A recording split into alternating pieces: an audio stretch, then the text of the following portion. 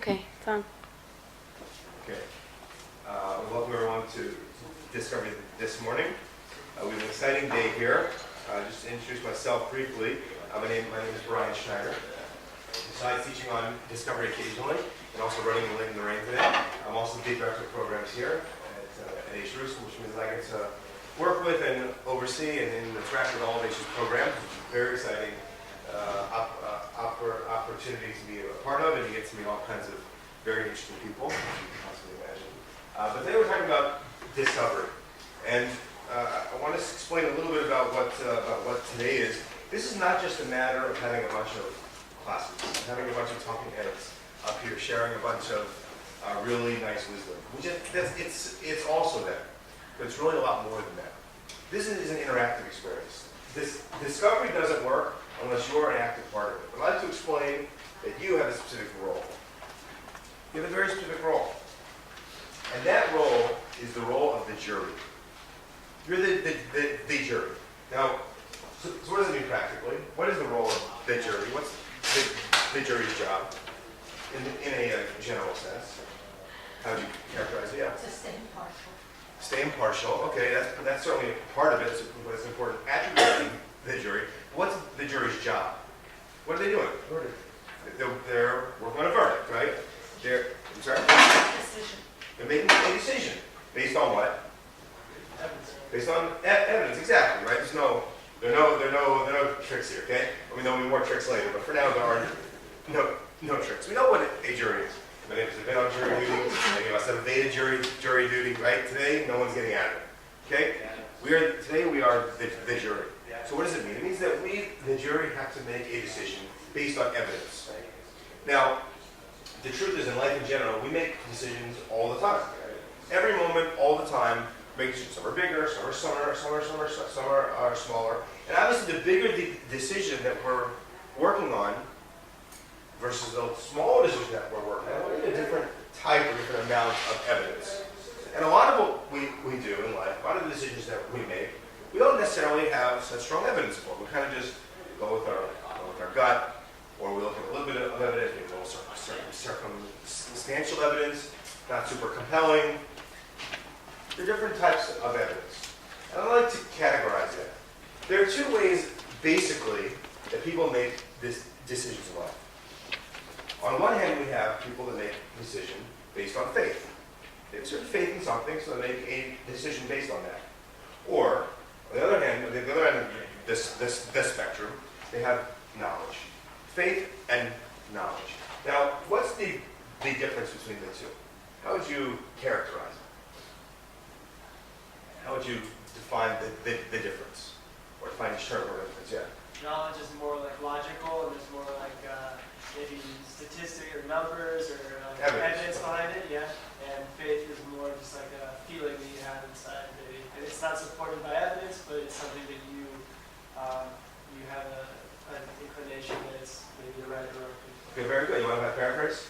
Sure. Great, excellent. So to paraphrase that, I think it's very well said answer.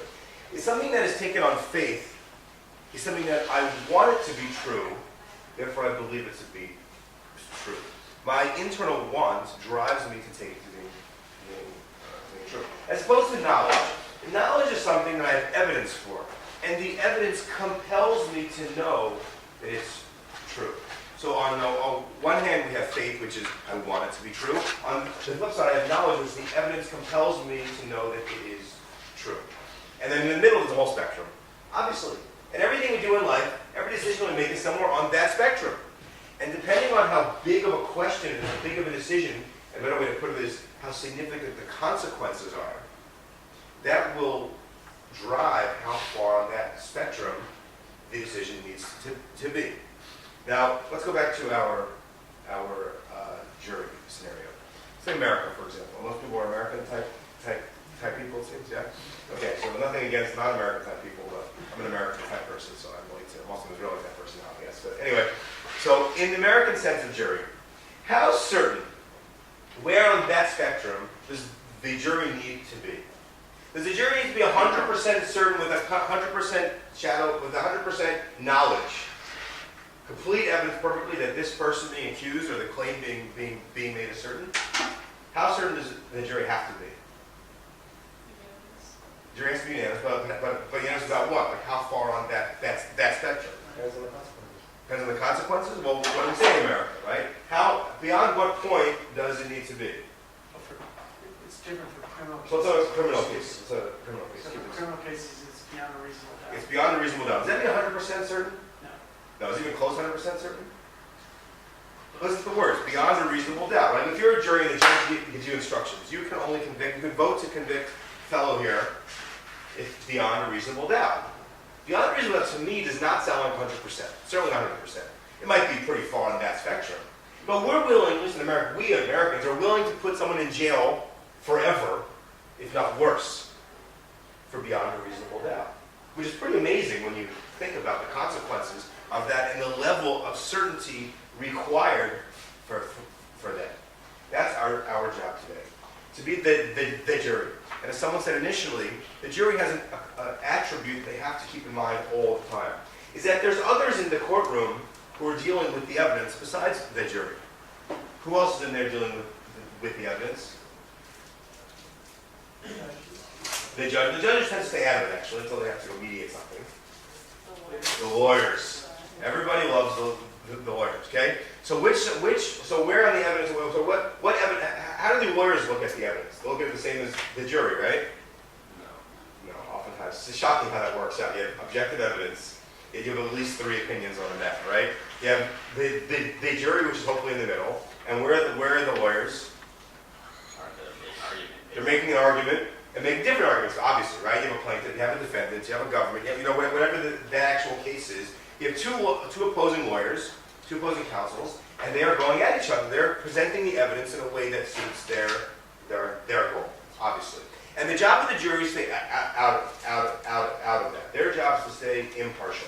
And that's your job today, obviously. Okay, what's going to happen today for the next couple hours? The rabbis, the teachers are going to present various categories of evidence. And your job is to not take either side. Don't take the opposing side, don't take the in favor side. Your job is to be the jury. Stay out of it. Look at the evidence for what it is. And decide, does the evidence hold water? Is it compelling? How compelling is it on that spectrum? Is it just blind faith? Is the argument's weak, I just have to take it on faith? Or no, there is a real knowledge here. Is there real evidence that compels me to know that it's true? So now, all this talk of juries and lawyers and court cases and all this stuff makes me know, what in the world is this guy talking about? What is the case that we're dealing with here today? So the case is as follows. The Jewish people have made a shocking claim, an unbelievable claim.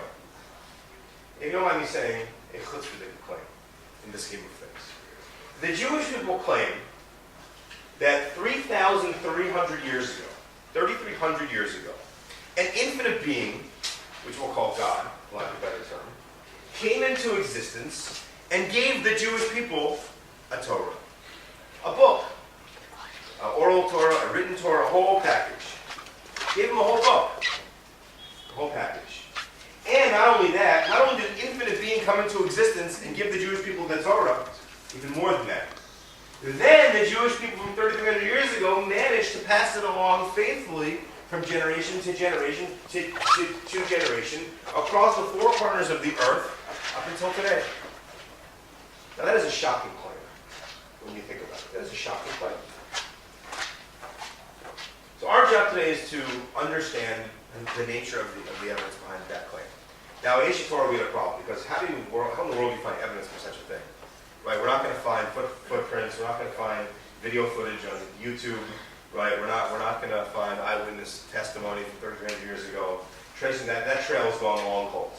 Okay? Where are we getting evidence from? So we broke it down and looked at it as follows.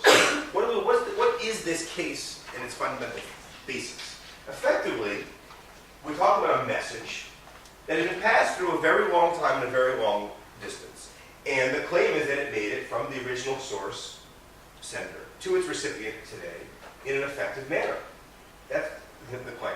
So we at H4 looked around and we wanted to see who else is able to verify a claim like this. A message being sent over a long distance, long period of time, and arriving in an effective, safe way. So we looked around and we found another organization that in fact deals with verifying messages like this. We found the Mossad. Of those who are less familiar, the Mossad is the Israeli equivalent to the CIA, or the KGB, or MI5, or what's called in England, right? It's the spies, right? It's the spy agencies. And quite often what happens is Israelis, they have spies all over the place, and they're sending messages very surreptitiously, often in secret ways, from wherever they are stationed in Iraq, Syria, Iran, Baghdad, America, Canada, England, who knows where they are, Gaza, sending them to Israel, back to Tel Aviv to make the analysis. And obviously back at home base in Tel Aviv, it's critical to know if this message is accurate. Did it survive the transmission process? Did it get corrupted? Is it accurate? Was it sent by the right person initially? Maybe it was a fake spy trying to throw us off the trail. These are all critical questions. So we asked the Mossad, how do you verify the integrity of a message to know that it's actionable and relevant? And they give us 5 attributes. They said, we look at 5 aspects of that message. And if it checks out, we consider it actionable. So we said, great. We at HR can use the same process. If it's good enough for the Israeli spies, it's good enough for us. We'll look and see. Let's verify these 5 aspects. Let's check at least these 5 aspects of the message and see if it holds up. So they shared with us their 5 aspects, their 5 attributes. First of all, they said, is there a code? Is there a code in the message? Because of course, when you send a message like this of importance, you don't like post it as your Facebook status so all the world can see. It's encoded in a certain way. That was point 1. Point 2, they said, is there any information in the message itself, in the body of the message, that indicates to us about the identity of the author? For example, when you put your ATM card in the machine and you put your PIN code in there, the bank wants to know that you know the PIN code because anybody can steal a piece of plastic, but only you know your PIN code. So in the message itself, there's a piece of information that tells the receiver, the recipient, about the identity of the author. Point 2, it's called identifying information. Point 3, is there a good methodology for transmission? The actual protocol by which the message came, was it received properly? Was there redundancy? Was it reliable? Were there checks and balances in the system to make sure that everything came properly? That's 3. That was called transmission. The 4th one was called control. Is there control? Do we see that the spy had control over the system? Did he understand how to look at the data and analyze it properly? And look to make sure that the information is relevant? Does he have a track record? Did he look at it? Did this same spy do a good job in the past with analyzing data? And therefore, we can assume he did a good job in the future, or some new matter we don't know anything about. And finally, outside verification. Is there any outside corroboration?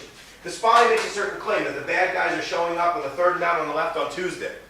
So let's check the spy satellites. Let's check GPS. Let's see where these guys are going. If they're heading towards that mountain and the timing works out, then okay, that holds water. But if we see that they're not only not going that way, they're going the opposite direction, then it doesn't match up. So we took those 5 attributes. Again, code, ID info, transmission, control, and outside corroboration. And you look to see, can we apply these 5 attributes to the Torah, to the message of the Jewish people and the Jewish people's claim? And that's what you're going to see today, is evidence from these categories. I believe we're doing all of them today, in fact. We don't always do them all, but I think we're doing all of them today. Okay? So now, one last point, and I'll close on this, and then we'll jump right into it. We asked the Mossad further, of those 5 attributes, how many do you need? How many of those 5 attributes do you need to verify a message? So you know what they said? They said 2.5. 2.5. You get 2.5? That's considered a reliable message. Which 2.5? That if there's a code, if there's identifying information in the message itself, and if you have a little bit of outside corroboration, that's enough. That is enough to make a message actionable and verifiable. So we said, also 2.5. What if you get all 5? They said, all 5? If you were to get all 5 in a message, you could be more certain that message is accurate than you'd be certain that your mother is your own mother. It's a level of certainty that is way off our chart, way off the chart. So again, today our job is to be the jury, So look and see, do we have evidence in each category of attributes that we're going to look at, that there's evidence beyond a reasonable doubt? That's our job today. And we're going to start with some outside corroboration. The duties of this outside corroboration, corroborating, verifying the Jewish people's claim. Everybody have a great day. Thanks, sorry. Good morning, everybody. It's raining. Dovid Discovery, because usually there's a lot of light, so you can't see the screen so well. So the rain actually helps us. I'm Dovid Schoonmaker. I'm co-director of the Discovery program together with Rabbi Schneider, who just spoke, and a Talmudic lecturer in the building next door. But more important, we're here for the 7 wonders of Jewish history. It's like a guitar, you have to practice with this a little bit. You have to play it at this point. What? You have to play it at this point. 300 years ago, Louis XIV, grandfather Louis XVI, famous figure, and Blaise Pascal, a famed Enlightenment philosopher, had a discussion. And Louis turned to his subject, Pascal, and he said to Pascal, tell me, is there proof for the supernatural? This is happening in France. Pascal turned to him and says, Your Majesty, the Jewish people. Jewish people. He couldn't come up with anything else. French fries, French vanilla coffee, ghosts. You hear that experiences? That was the best he could come up with. That's what we're going to be discussing for the next hour. What is it about the Jewish people, this highly rationalistic person in a rationalistic time, this is Enlightenment, thought that the best he could do to explain the supernatural was in fact the Jewish people. Now when we look at Jewish history, we're going to be discussing 7 specific events. And we're going to deal with 3 terms, basically. One is unusual. These events are going to be unusual. What does unusual mean? Unusual is something which isn't exclusive or unique to certain people, but we don't find it by that many people. Furthermore, we're going to see unique things. What does unique mean? Ach v'rak, only happens to the Jewish people. And finally, as amazing as it's going to be to see all these unusual and unique events, we're going to see that in fact it was all predicted. Everything we're discussing, this is how it fits into Discovery, everything we're about to discuss was predicted in the Torah. And these 3 elements form together to make a history like no other. Now, before going on, I'll let you just think for a second. What does it mean when something's predicted? What does it mean to predict something crazy? Now let's imagine for a second, our class is going to be over about 11:15, and you decide to brave the weather, you put on your raincoats, and you go down to the Kotel Plaza. This could happen. A strange-looking fellow comes over to you, and it's very realistic in Jerusalem because we know a lot of strange-looking people walking around Jerusalem, right? And he comes and he says to you, mark my words, in 5 minutes, just 5 short minutes, the ground is going to open up in front of you. 7 yellow Ferraris are going to come into the sky, roam around your head, and fly off to the heavenly host. Okay? So what would you say about this person? Such a crazy, unrealistic thing to predict. What would you think about it? You'd probably use a little Yiddish you may know and say, he's a Meshuggah. What does Meshuggah mean? He's a crazy man. What kind of thing are you saying? You go on your way, coming back to the class, next class 11:45, and suddenly, in 5 minutes, the ground begins to rumble. The chasm opens up. A yellow Ferrari, 7 yellow Ferraris come out of the ground, circle your head 3 times, and head up to the heaven. Now, you don't think such a Meshuggah anymore, right? What do you think about that fellow now? What are you thinking about him? What does it say about him? How in the world could he have known such a thing? Think about that as we go on.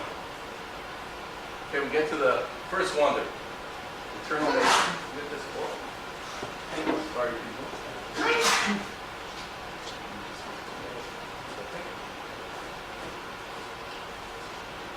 Yeah. So anyway, eternal nation. You can see the eternal nation. It's like testing your English. Right? Eternal nation. That's time down. Okay. Eternal nation. The idea of an eternal nation means a nation which has always been around, right? For time immemorial. Now this, what do you think? In terms of our terms, unique and unusual. What's an eternal nation? Is that something that's unique to the Jewish people or something that's unusual? What do you say? What? Both. Well, if you unique is a better term than unusual. So it could be unusual. It could be unique. We're going to say it's unique. So you think it's unique. Right, again, how do we find unusual and unique? Unusual means it's happened to other people. Unique means only to the Jewish people. Eternal nation. Are there other eternal nations? Maybe. Don't know. Well, there are, right? This happens, in fact, to be a unusual position. Let's see why. Because there are other nations who've been around for a long time. The Chinese, Indians, right? Maybe the Arabs. So this is in our unusual category, not as opposed to unique. Keep those terms in mind as we go on. Okay?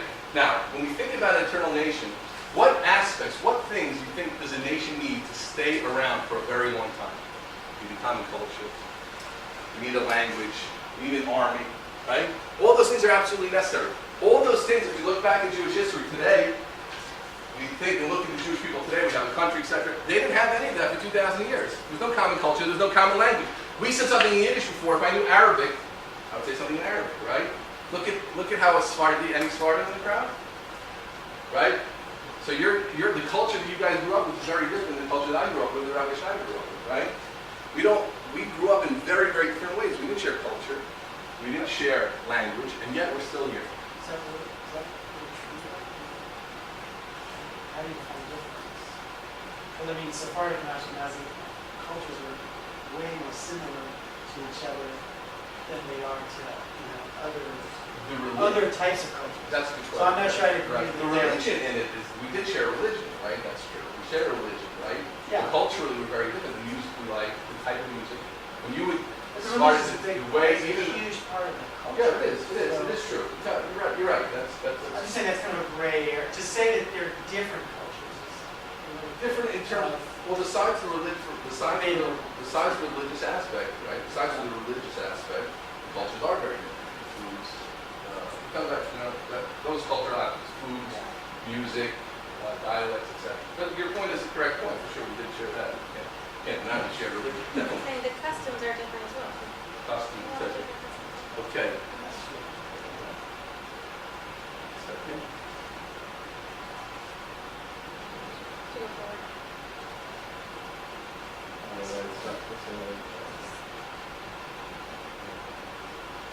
Is this the what is this the one that's on the computer or is it the No, this is the present that's always on the computer. It might be the remote control.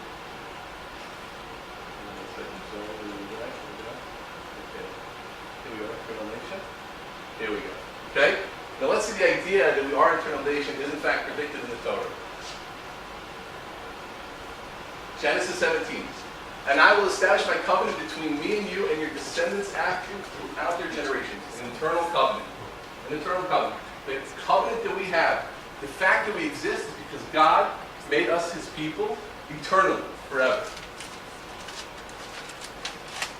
Leviticus. Thus, even while they are in the lands of their enemies, I will not reject or obliterate them, lest I break my covenant with them by destroying them. For I am the Lord their God. I will remember them because of the covenant I made with their original ancestors. Okay, so this is predicted. The idea that we have a covenant with God that will be eternal is clear in the Torah. Now, what's the proof that we are eternal? You. We're here.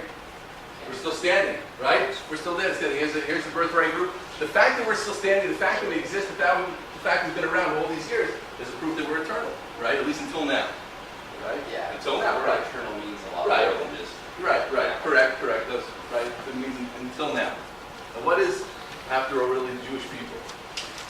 Are we a race? We're a religion, ethnicity, culture? Right? We're all those things. We're a nation.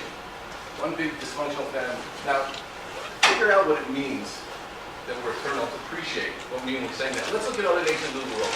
Aztecs, Myconians, Canaanites, ancient Egypt, Assyrians, Greeks, Romans, Byzantines, Philistines. What do all these nations have in common? What do all these ancient cultures have in common? They're all gone. To see them today, where do you have to go? Museum. Right? You can't find them today.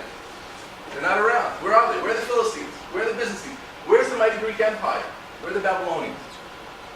Are we the only ones who appreciate this? Are we the only ones in history who have seen this point?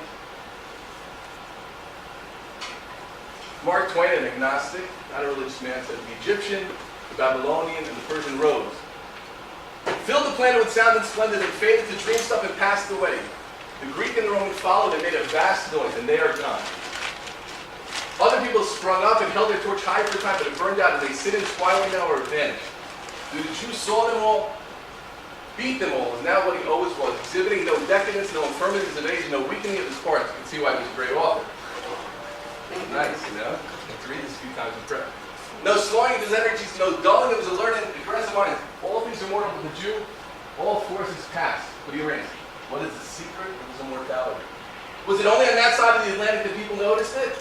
Maybe it was only Americans. That's something to do with democracy. Let's see.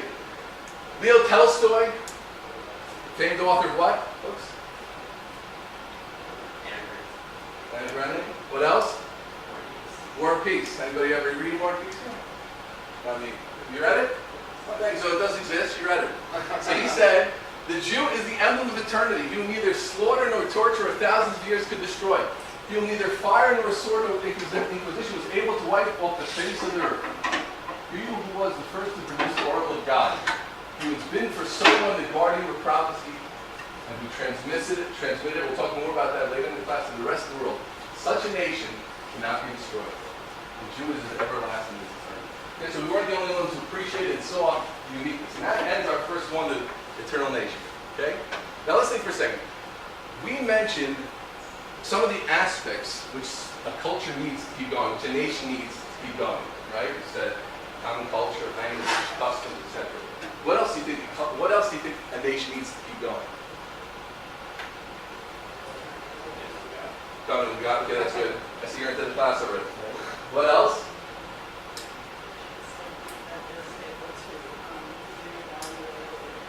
A mission statement, that's good. Good. What else?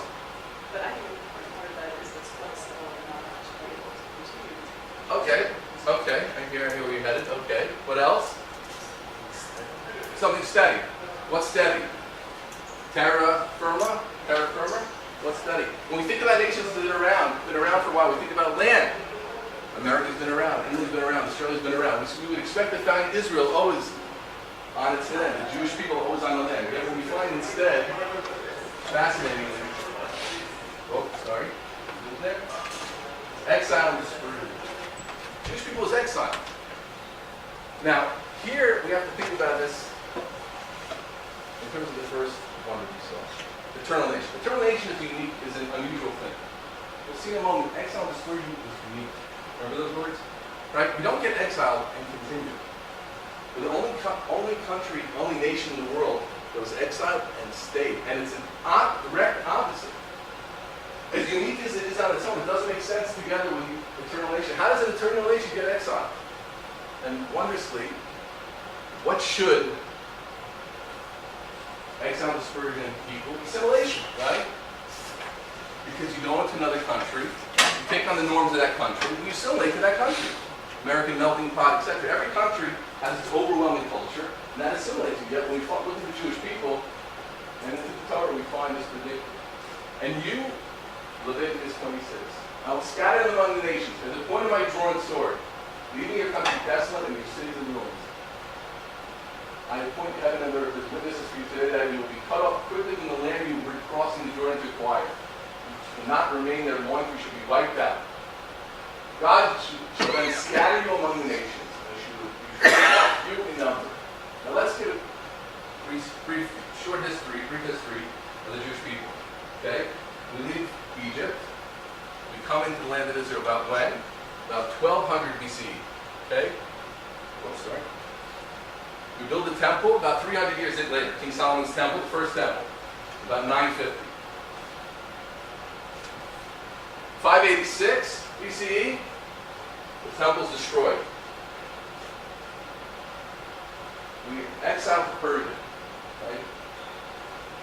70 years later, you're going to be hearing at the end of the day a very exciting class called Control. We're going to go into the Purim story. At the end of that exile, a lot of people don't realize that. The Purim story happened at the end of the Persian exile. About in 68, 69. The whole exile together was 70 years long. Year 68, 69, 70 was when the Purim story was happening. Braggers, Hamantashen, Haman, bang the table, hum and boo. We don't have him today, but, right? And then, majestically, Jewish people came back. rebuilt the second temple. That was Herod's temple. And it stayed for about 500, 600 years on the land until in 70 CE. The temple was destroyed again. By who?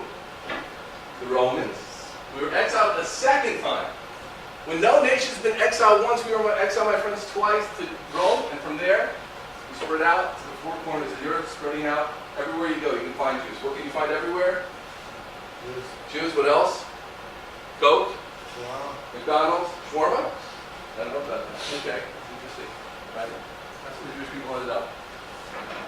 Eternal nation without a homeland is unique. We're not anymore talking about something which is just unusual. We're talking about a unique phenomenon in Jewish history. The gypsies. The gypsies. I mean, are they... Interesting. Gypsies. I mean, I've never met a gypsy. They're around. They're around. That's interesting. Gypsies. Yeah, that's interesting. The gypsies, have they been exiled? Did they ever have a land? Their whole nature is nomadic. Yeah, I don't know. That's interesting. I think about the gypsies live there. I never thought of it. It's interesting. Okay. Okay, so that's one X. One strike against the idea of eternal nation is this idea of exile and dispersion. Okay, let's think for a second. You're creating this nation. You want it to exist forever. What would you want? What will help us in our exile to stay around forever? One thing is definitely very large numbers, right? Let's imagine for a second if we would exile China, Chinese, right? There are 1,350,000,000 Chinese today. That's a lot. Chopsticks, right? Now let's imagine for a second you would exile them to four corners of the earth. They'll be around for a long time. Chinatown everywhere. Chinese food everywhere. Chinese culture everywhere, right? So a surefire way to keep an eternal nation going is to have very large numbers. And in fact, what's the first commandment in the Bible? Anybody know? First commandment in the Bible? What? Fruitful. Be fruitful and multiply, right? God seems to take care of this by saying be fruitful and multiply, right? And as opposed to the current trend of two very little cute people, one little baby and a large dog, right? Jewish families have lots and lots of people. So what we would expect to find when we look at the Jewish people, what do we have? An ancient people, high birth rate. What should we find? Lots and lots of Jews, right? What do we find instead, though, my friends? 22%. Few in number. Jewish peoples remain few in number. And it's also, of course, predicted. You shall remain few in number, whereas you couldn't become as numerous as the stars of the heaven because you would not obey the voice of the Lord your God. But you will remain few in number. You shall remain few in number among the nations where God shall be with you. Okay, so the Torah predicted, God predicted, whoever was the author predicted you're going to remain few in numbers, which again is totally unusual. We'll explain that more in a moment. Right? But it's totally against the idea of an eternal nation. Eternal nation, like we said, the Chinese should be lots and lots of people. Now, I want to revisit this idea for a second with you, what it means crazy prediction. Right? Remember we spoke about that guy with the yellow Ferrari before. Let's think about what the Bible is. This really lets us touch a little bit the whole claim of our seminar is today. You're all in part.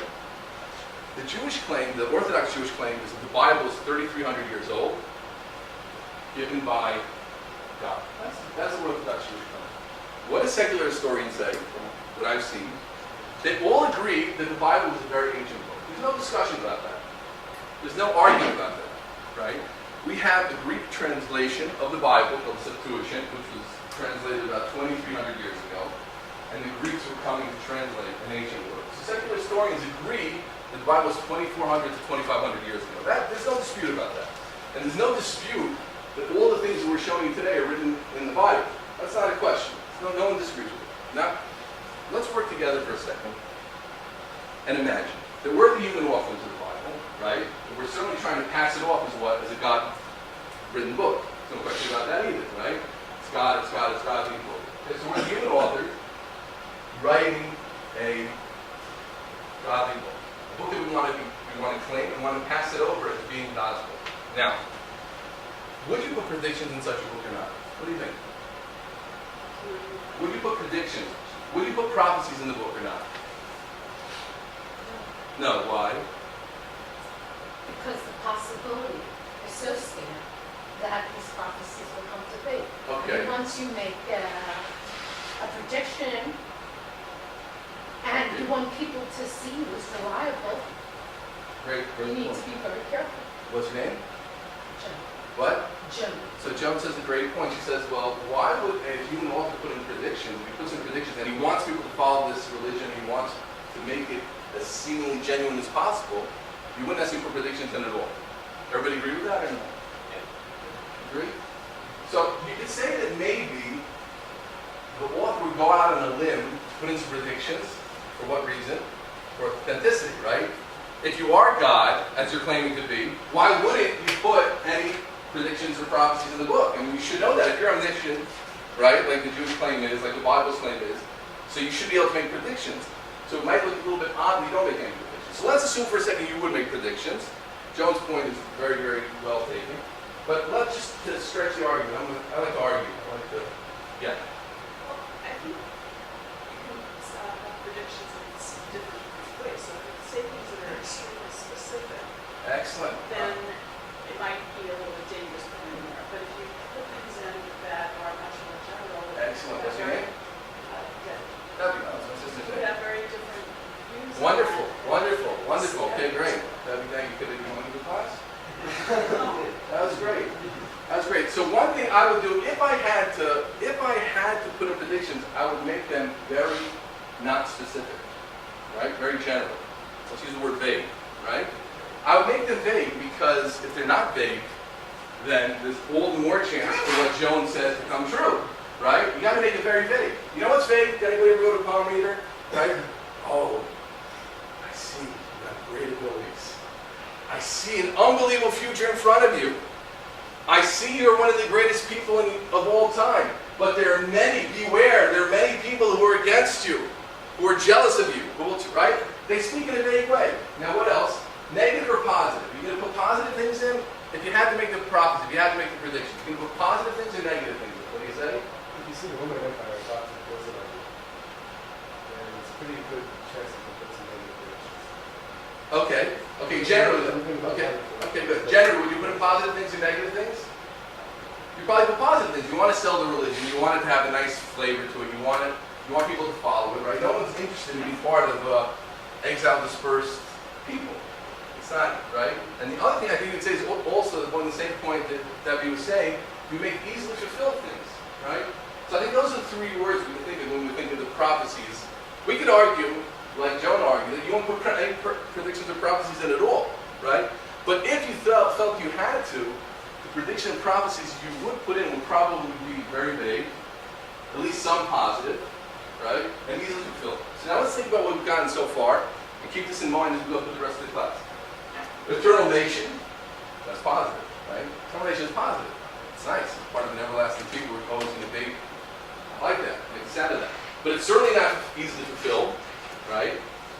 So it's certainly not easily fulfilled, and it's certainly not vague. It's very, very clear.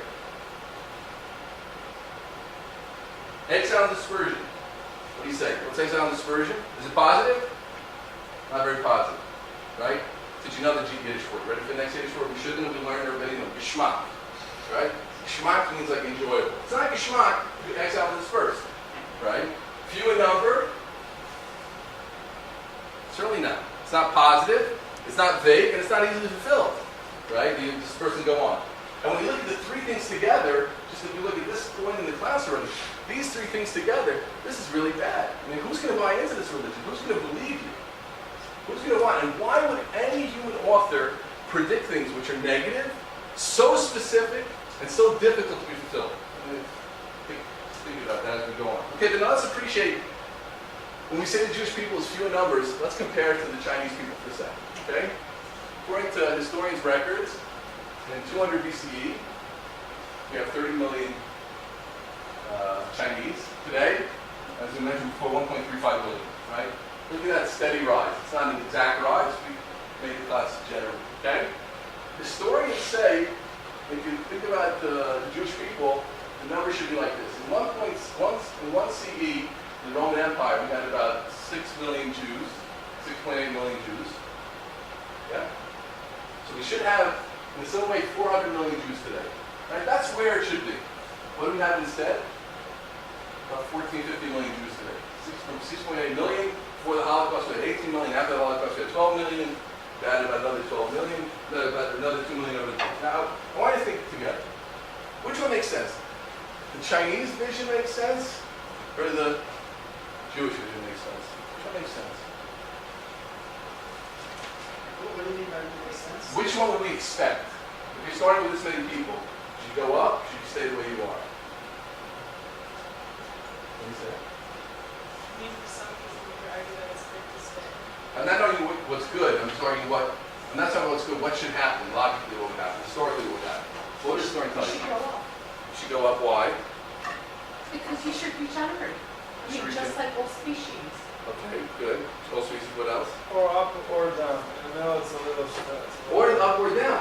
What makes sense is either the nation goes up, maybe not as much as the Chinese, right? Not population explosion. But either you should go up or you're going to cease to exist. I mean, that's Right? That's really what we're trying to demonstrate in this slide, right? The natural thing, the logical thing to happen, the historical thing to happen, as we find with the nations of the world, is either you're going up or you're going down. Stay to a number doesn't make any sense. Let's just see what in world population. Chinese is a whopping 20% of world population of Chinese people. That means in the room, this room right now, there'd be an average of 2 Chinese or 3 Chinese in the room right now. Indians, 19%. Amazing. Jewish people? 0.2%. 0.2%. One in how many? One in how many? 1 in 500. 0.2%. 1% means 1 in 100. 0.2 is a fifth of that. 1 in 500 people in the world is Jewish. Okay, we're going to revisit that number. So few number is another X, a staggeringly strong X, to the concept of an eternal nation. You have an eternal nation, right, which is unusual, that's going through 2 exiles and dispersion, which is totally unique. You have a good question from the Gypsies. Few in number, which is also, we don't find any nation working like that. How does this all exist together? How can anybody predict such a thing? Now, if you had to pick one more negative, not vague, not easily fulfilled prediction or prophecy, what would it be? What is that? How do we work this thing here? Okay, what's that one over? What do you think that thing is? We worked hard on that icon. What do you think? I like this icon. You guys get the icons in general? They're cool, huh? Choose things above time. Someone's pushing all over. 20%. All right. What's this one? What did he say? One. That's supposed to be, you can't see that on your screen, but on my screen I see that's a little star. Jewish star with lots of red eyes. One among many. Anti-Semitism. You want to make it too gruesome. Anti-Semitism. Anti-Semitism is a terrible way to keep an eternal nation going, right? It doesn't make too much sense. Not the way we would do it. And yet it's not vague, it's certainly not positive, and unfortunately it's not easily fulfilled. So let's look at that for a second. Can I just ask you something? Sure. So, this may sound odd, but it seemed to me, and I guess I'm thinking this because I think this has had a strong effect on the Jewish people, that in many ways, when you have forces against you, it actually, in some ways, forces you to stay together. Right. Right. So that, whereas you just now said that would be a force to, I can't remember the words you exactly used, but you Right. said it would kind of be a force that should be Yeah, against for it. sure. Just like, It could also, it could help. could actually be the cement that glues people together. There's definitely truth to that for sure. I agree with that point. But again, when we look at it, we talk about, well, let's look at the whole one together. We talk about genocide, Yeah, how much of the course, Jews, if a little we're bit going of, to wipe out the entire group, then that's going to be the end of the group. right, But I'm just exactly. saying the opposite could also. there is a truth to that for sure. They're definitely counter things. Okay, anti-Semitism, was it predicted in the Bible? Unfortunately, we live in a time of relative calm for the Jewish people, thank God, right? But when we think about what the Jewish people has faced, the words of Deuteronomy and the next words we see are sadly true history for us. And those of you who survive among the nations in the lands of your enemies, I can make so faint-hearted that if leaders rustles behind them, they will flee headlong. as if from the sword. But no one pursues them. You're going to run as if someone's running after you and no one's running after you. You're going to get scared. I remember when I had a big home in the States. The TV was in the bottom floor. And I remember I watched Friday the 13th. And we had a open glass door like this in the front door. You know? It was an old ancient house. It's a 19th century house. And you had to go past that door to run up the stairs. Right? I remember after watching Friday the 13th in the basement, you know, not wanting to go up with my whole dark house, 2 floors, to get out the room past that glass door. But there was no one there, so that's what's going to be. You're going to run away as if someone's pursuing you, stumbling over one another as if to escape a weapon while no one is after them. So helpless will you be to take a stand against your foes. You'll be helpless. You shall perish among the nations. The land of your enemies shall consume you. Not very positive. I won't buy into that. Among those nations you will find no respite, no rest for your foot. There God will make you cowardly, destroying your outlook, and you will be terrified, never sure of your existence. In the morning you will say, if only it were night. Things are going to be so bad. In the morning you will say, if only it was night. And only in the morning. In the evening you're going to say, just get me past the situation, get me to another time. Such will be the dread that your heart will feel, and the sights that your eyes will see. Okay, it's not positive. This is what's predicted. And unfortunately, this is the true showing what Jewish history has been.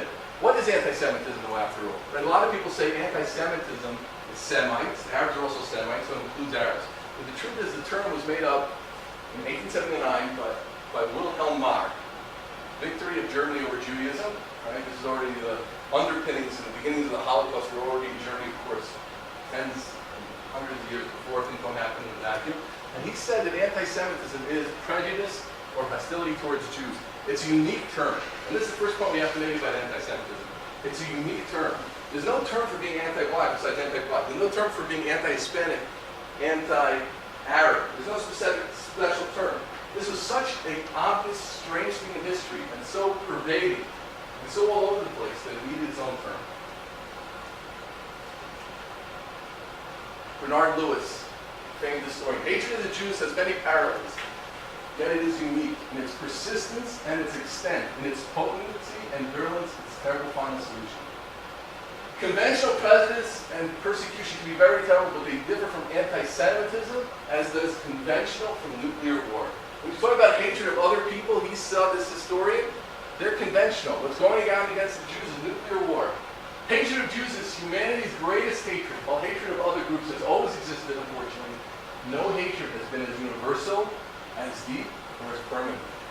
And we're going to look now for a second at the uniqueness of this phenomenon.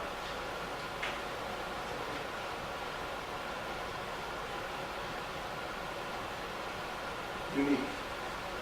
4 words which describe anti-Semitism: universal, intense, longevity, and irrationality. Let's look into each one and try to understand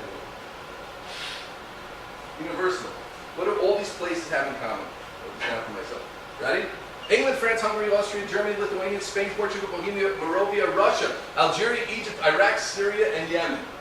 These are all places the Jews were either actively expelled from, not permitted to enter, or ran away from for their lives.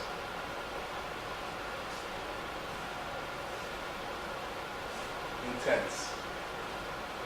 Anti-Semitism, you might not want to face it or like enjoy it, is an intense thing. Pillaging, the Inquisition, heavy taxation, stars, and its final genocide. And the genocide wasn't wiping out a whole people. It didn't just happen once in history. In 6 BCE, Haman and the Persian Empire tried to destroy all the Jewish people in one day, from man to woman, child to teenager. And that's what we celebrate in the Purim stories. This is an intense, unusual hatred that we don't find anywhere else. Longevity. The BBC, not a necessarily pro-Israel lobby, had a series called Anti-Semitism, the Longest Hatred. For as long as there have been Jews, ancient nations, the Romans, the Greeks, they all hated us. And finally, irrational. It's my favorite in a certain way. Blood libels, right? Blood libels. I don't know how much everybody here studied the Bible. Blood is a very serious prohibition.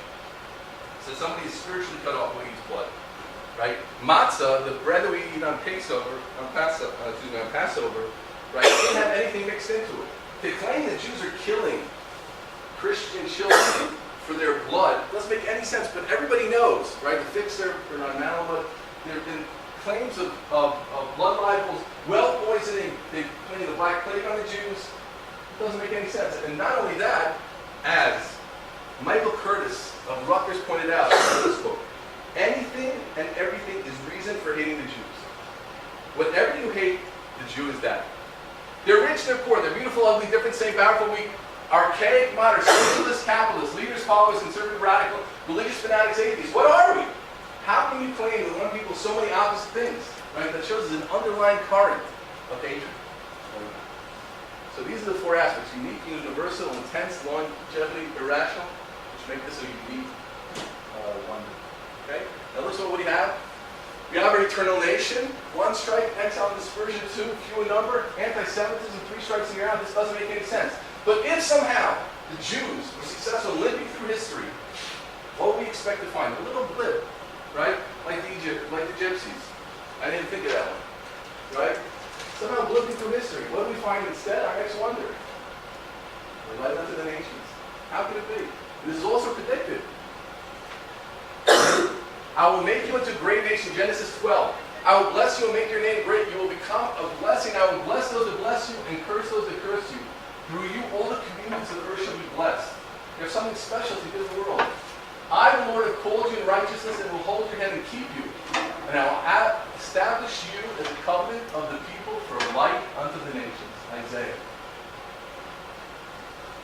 Finally, for behold, darkness shall cover the earth, and the thick darkness the nations, but God will shine upon you. Nations shall then go by your light, and kings by your radiant illumination. These verses will certainly be fulfilled, in their fullest in the Messianic era, but we see so much of this already. Let's look at this chart for a second. Intel, right? Einstein, we all know. This is the Fields Award. 25%. That's the highest mathematical award given once every 4 years. Now let's remember for a second. What's the percentage of Jews in the world? 0.2. 0.2 is how much? 1 to 500. Okay, just to understand what that is, 1 to 500. We took all the people in this building right now, and I would imagine all the people at the hotel, well, definitely now, right? But all the people at the hotel on a normal day, and you would take that population, put it anywhere in the world, statistically, there should be a single Jew in that group, right? Because in 1,000 people, there are only 2 Jews, statistically, right? And yet what we find is 25% of the Fields Awards being won by Jews, Nobel Prizes, 22%. 22% of Nobel Prizes have been given to the Peace Prize, Facebook. Listen to this. How many Pulitzer Prizes? What do you say? Yes. How many Pulitzer Prizes have been won by Jews? The highest award for literature. A whopping 51%. That's Barbara Tuchman, author of The Guns of Organs, the famous book about what? First World War. Book, right? And this is Swerve. I forgot who that was written by, but I think that was one of the Pulitzer Prizes in 2011.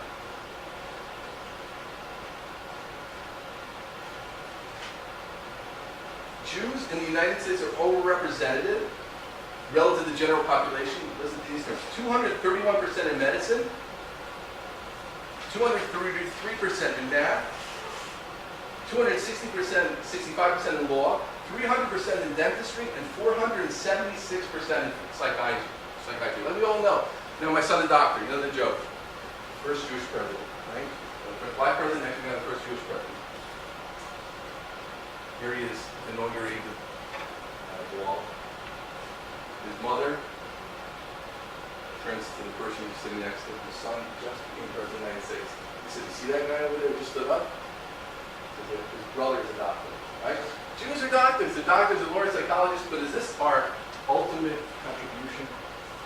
Our ultimate contribution was monotheism. Monotheism. 2.5 billion people believe in monotheism today. That was a direct effect of, everybody agrees to that. That was a direct effect of the Jewish people. Abraham, 4,000 years ago, broke the idea of polytheism, of paganism, of idol worship, and that what he brought with him through monotheism was the idea of an absolute moral. Every ancient culture believed in things we would never Every ancient culture believed in child selection, in killing children. Could you imagine that?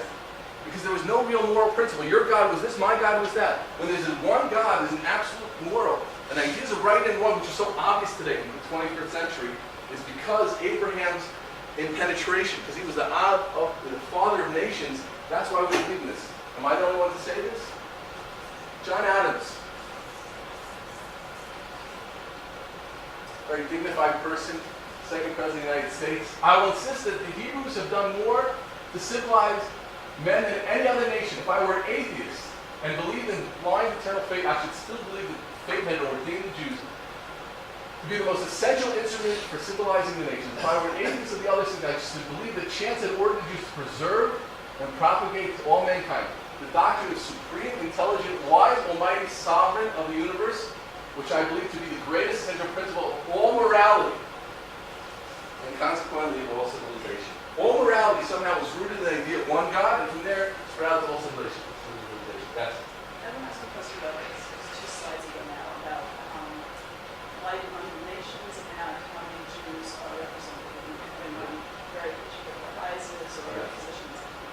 I guess I'm wondering how you define lineage, because I think that the people whose faces were up there, their lives were very different from each other, and they were, I guess, they were Jewish, but I don't think that it may be that in many ways they were more different than they were. That's for sure. That's definitely true. Yeah, that's definitely true. That there may be years that these questions, you're saying that they weren't necessarily, they were different. They weren't necessarily religious. Some were religious, some weren't religious. They grew up in different places, etc. That's true. But the underlying point that they're all Jewish, you can't be hard to deny that, right? Say that them being Jewish has something to do with it. However you want to define it, right? We're not defining it. We're just giving you the facts. The fact that they were all Jewish still seems to say something. See what I'm saying? Even if right? That's really our point, right? For sure they're different, but the fact that they all are Jewish still does say something to us, right? But maybe there is something about being able to embrace Jews who are all very different kinds of Jews allows us to have statistics. That could be. That could be. We're just bringing the facts. What is it? You can think about it. Is it this, is it that? We're just talking about the facts. You see what I'm saying? That is a fact that the Jews lit up the nations, those, changing the world psychology, etc. See what I'm saying? The fact where it came from and what is about us, I'm not sure myself. We're thinking, it'll be hard to know for sure. My guess is yours, right? But still, we do see the fact. Okay? So this is light amongst the nations. Now, what's next? Eternal nation, exile, dispersion, few in number, anti-Semitism, light unto the nations. So talking about nations in history is unpredictable. It's strange. It's unusual. It doesn't make sense. Like Joan and Debbie said to us, different ways. Right? These predictions aren't vague. They're not positive necessarily. They're not easily to be fulfilled. But I want to introduce a new word for our next one. Outrageous. Outrageous. Okay? Outrageous. It's outrageous to think that a land jives with the people. And that sounds weird, right? A land jives with the people. Lands are inanimate objects. Lands don't have feelings. Lands don't jive. Lands are lands, right? But yet our next wonder is claiming just that. Number 6, interdependency. The interdependency of the Jew with the land of Israel, right? When the Jews are there, the country flourishes. When the Jews are gone, we'll see. And here's Israel on the map, as you know.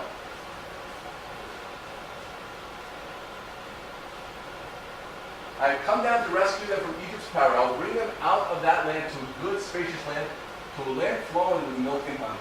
Right? Did you ever wonder, it's a land flowing with milk and honey. Okay, where's the milk? Where's the honey? Right? Get off the plane. It's real cold. It's real, not cold, but it's barren. Where's the milk? Where's the honey? But in fact, some 2,000, 3,000 years ago, this was an amazing place. This is what, at least a lot of the whole country, this picture of the Galilee, there's the Kinneret Sea. This is what the whole country looked like. It was an incredibly fertile place. There were lions, tigers, bears. Everything was rolling around over here. And the Jews were here. Josephus, the famous historian, first century, where the whole area is excellent for crops or pasturage and rich in trees of every kind. so that by its fertility invites even those least inclined to work on the land. You know what I mean? Even a lazy guy would become a farmer in Israel. You know like tilling this out, the soil. It was a good place to be a farmer. In fact, every inch of it has been cultivated by the inhabitants, and not a parcel goes to waste. Oh, sorry.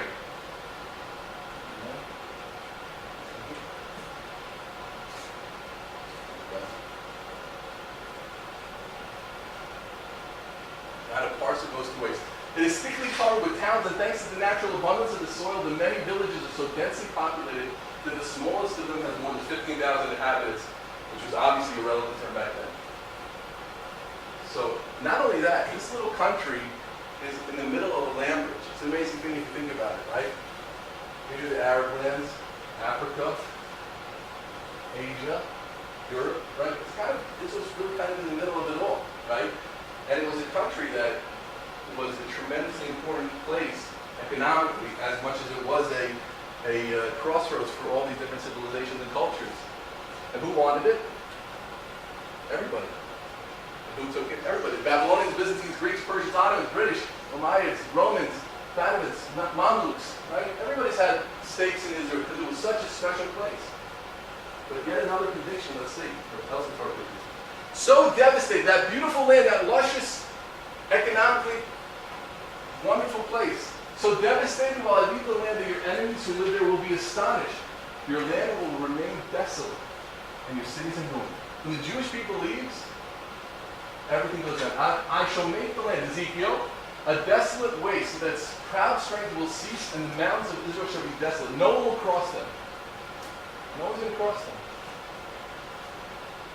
Jewish population from the 5th century to the 1st century to the 5th century was after the destruction of the Second Temple that we discussed. It was plummets downward, right?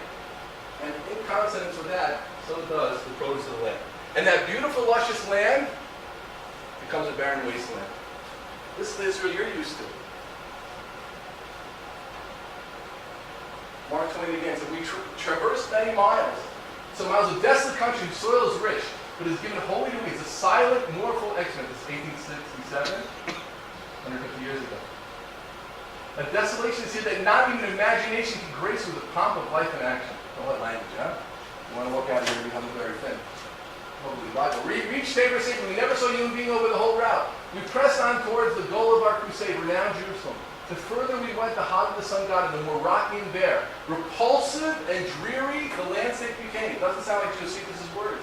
There was hardly a tree or a shrub anywhere. Even the olive and the cactus, those fast friends of a worthless soil, had almost deserted the country. There almost no cactuses there. I mean, cactuses are everywhere. No landscape that exists that is more tiresome to the eye than that which bounds the approaches to Jerusalem. Jerusalem is mournful, dreary, and lifeless. I would not desire to live here. It is hopeless, dreary, heartbroken land. Palestine sits in sackcloth and ashes. Unbelievable. Well, let's imagine the same thing going to the United States. You're Native Americans, that's an actual teepee, right? So, white man comes, picks out the Indians, we all know. What do you expect? Americans just going to go down and stay at a plain, plain lands, big prairies, tons of buffalo? No, America comes and becomes the economic superpower of the world, right? This is what we would expect. So how is it, why does it make sense that such a wonderful land became so desolate? But that's exactly what the Sixth Wonder said. It is an independent. Somehow this land fits together with the Jewish people. When the Jewish people are there, the land prospers. When the Jewish people is gone, the land goes down.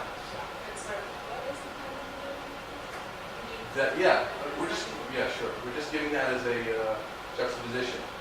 That the Native Americans will be the Jews, they leave the country. Right? We don't expect America to go down. It goes and gets developed and becomes an economic world power.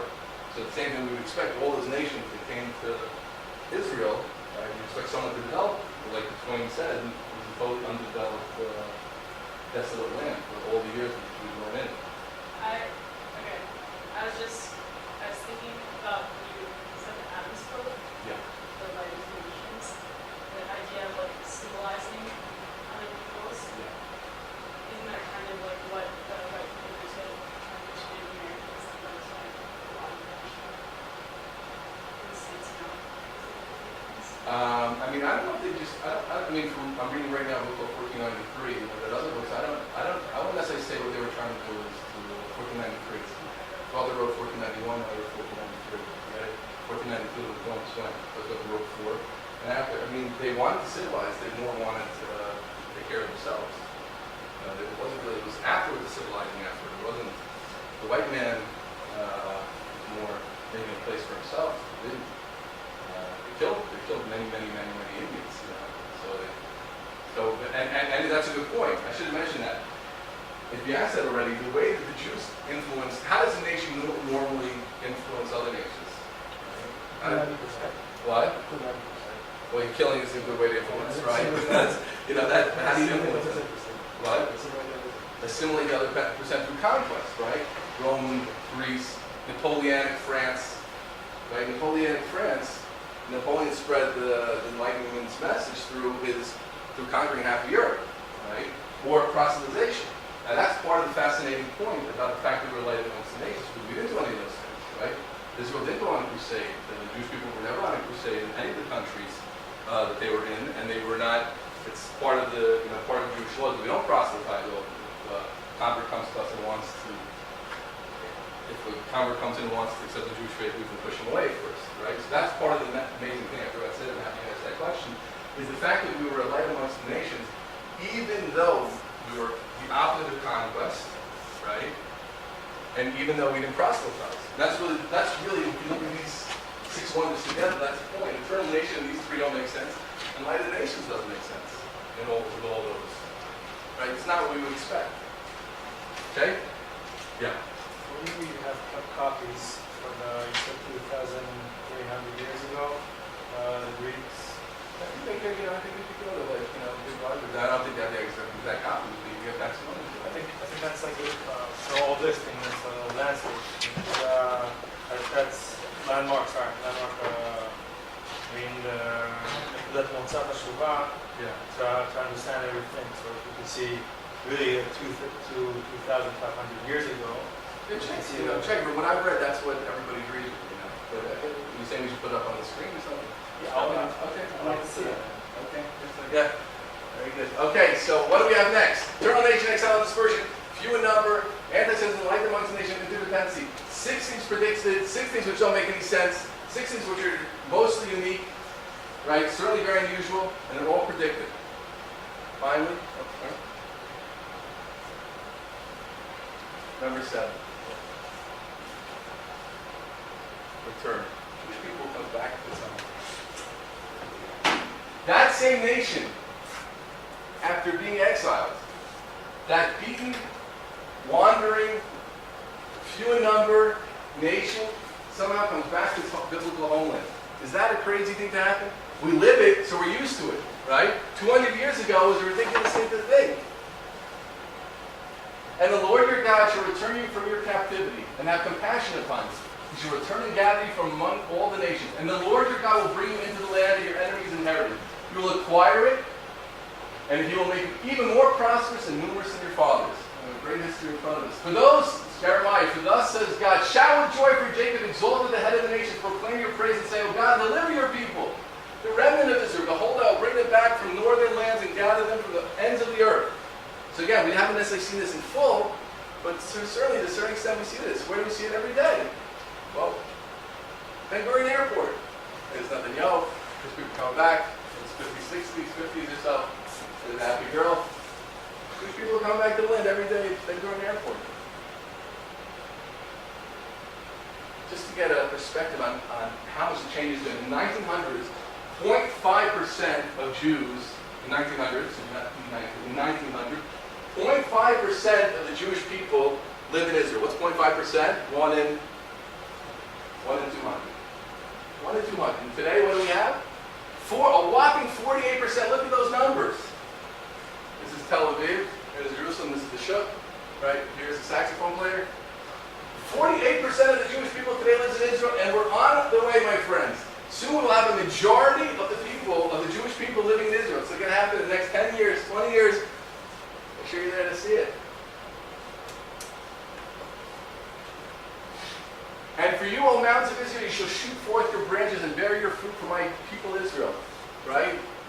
The land is going to come back, for the return is close at hand. For behold, I am with you, and I shall turn to you. then you will be tilled and sound, and I will multiply men upon you, the entire family of Israel. Then I will multiply men and animals upon you, and they shall increase and be fruitful. I shall cause you to be inhabited in your former times. You're going to come back to our former self.